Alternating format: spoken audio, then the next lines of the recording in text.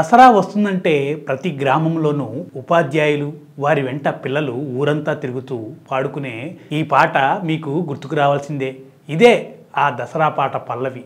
ఏంటంటే, ఏ దయా మీ దయా మా మీద లేదు, ఇంతసేపు ఉంచుట ఇది మీకు తగదు, దసరాకి వస్తిమని విసవిసలు బడక, చేతిలో లేదనక ఇవ్వలేమనక, ఇప్పుడే లేదనక అప్పివ్వరనక, రేపురా మాపురా మళ్ళీ రమ్మనక, శీఘ్రముగా నివ్వరే శ్రీమంతులారా, విజయీభవా దిగ్విజయీభవా, పావలా బేడైతే పట్టేది లేదు, అర్ధ రూపాయైతే అంటేది లేదు, ముప్పావలైతేను ముట్టేది లేదు, రూపాయి అయితేను చెల్లుబడి కాదు, హెచ్చు రూపాయి అయితే పుచ్చుకుంటాము, విజయీభవా దిగ్విజయీభవా, అయ్యవారికి చాలు 5 వరహాలు, పిల్లవాళ్లకు చాలు పప్పు బెల్లాలు, మా పప్పు బెల్లాలు మాకు దయచేసి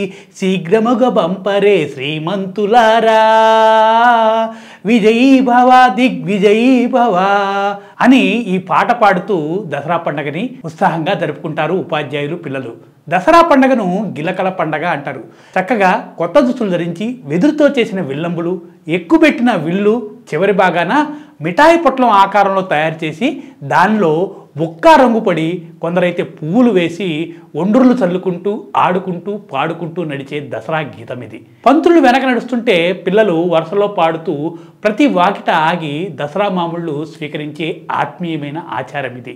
ఒక వ్యక్తి అభివృద్ధి కానీ, కుటుంబ సమాజ ప్రాంత అభివృద్ధి కానీ జ్ఞానంతోటే సాధ్యమని, చదువుతోటే వికాసమని భావించిన ఆ గ్రామంలోని పెద్దలు గ్రామంలోని బడి బలంగా ఉండడానికి తన సహాయాన్ని అందించేవారు. ప్రభుత్వ పాఠశాలలు లేని ఎన్నో గ్రామాల్లో తమ స్థలాలను బడికి ఇవ్వడానికి నిస్వార్థంగా పెద్దలు దానం ఇచ్చేవారు. వెలిగే దీపం మరి ఒక దీపాన్ని వెలిగిస్తుందని నిజాయితీగా నమ్మిన జ్ఞానమూర్తులు బతకడానికి కాకుండా బ్రతికించడానికి ఉపాధ్యాయులుగా మారి ఆ గ్రామంలోని పిల్లలను వెలుగు దివ్యలుగా మార్చేవారు.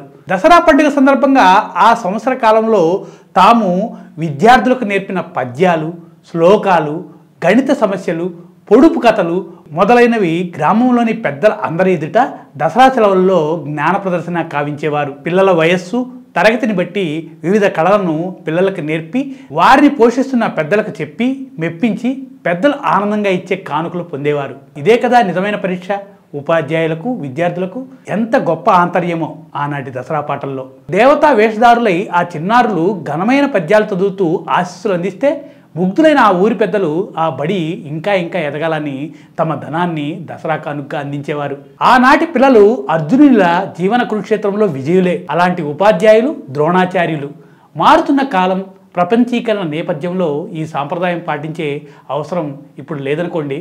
దాంతోపాటే ఈ పాట మూలన పడిపోయింది. మీరు కూడా చిన్నప్పుడు ఈ దసరా పాట పాడుంటే మీరు లైక్ చేయండి, కామెంట్ చేయండి. ఇట్లాంటి మంచి మంచి విషయాల కోసం మా ఛానల్ని సబ్స్క్రైబ్ చేయండి.